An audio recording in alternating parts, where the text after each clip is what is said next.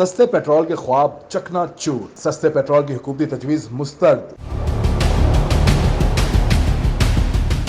عالمی مالیاتی ادارے IMF نے حکومت پاکستان کی پیٹرول پر مجوزہ سبسڈی کی ابتدائی تجویز مسترد کر دی۔ میڈیا رپورٹس کے مطابق IMF نے حکومت کی موٹر سائیکل اور 800 cc سے کم گاڑیوں کے لیے سستے پیٹرول کی اسکیم پر شدید اعتراض کیا ہے۔ حال ہی میں پاکستان اور IMF کے درمیان ورچوئل رابطہ ہوا، جس میں IMF نے پیٹرول پر سبسڈی کا نظر ثانی شدہ پلان تیار کرنے پر زور دیا۔ میڈیا ذرائع کے مطابق IMF نے اسکیم کی سبسڈی، کنزیومر کی تعداد اور اسکیم میں ہونے والے نقصان سے متعلق حکومت سے مکمل پلان مانگا ہے۔ واضح رہے کہ حکومتی تجویز تھی کہ موٹر سائیکل اور 800 cc گاڑی مالکان کو سبسڈی دی جائے گی۔ سستا پیٹرول اسکیم منظور ہونے پر کیا عوام کو ریلیف ملے گا اور کیا آپ بھی اس اسکیم کا حصہ بنیں گے؟ کامنٹ سیکشن میں اپنے نام کے ساتھ اپنی قیمتی رائے سے ہمیں ضرور آگاہ کریں۔